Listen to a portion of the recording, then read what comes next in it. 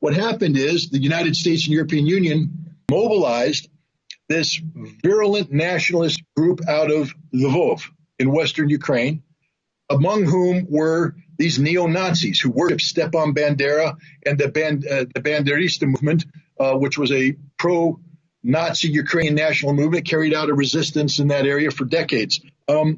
These guys came in and took over Maidan, violently overthrew the legitimate president of Ukraine, and then imposed themselves through force of violence into the Ukrainian body politic. To give you an example of how powerful they are, when Poroshenko, who was the president before Zelensky, negotiated the Minsk Accords in 2014, 2015, he agreed that all they had to do is give a special autonomous situation to the status to the Donetsk and Lugansk, and they would stay part of Ukraine.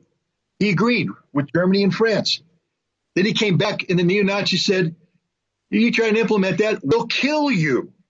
Americans get upset with a bunch of rioters taking the capital and then leaving the same day. I get upset about it. I'm not happy about it.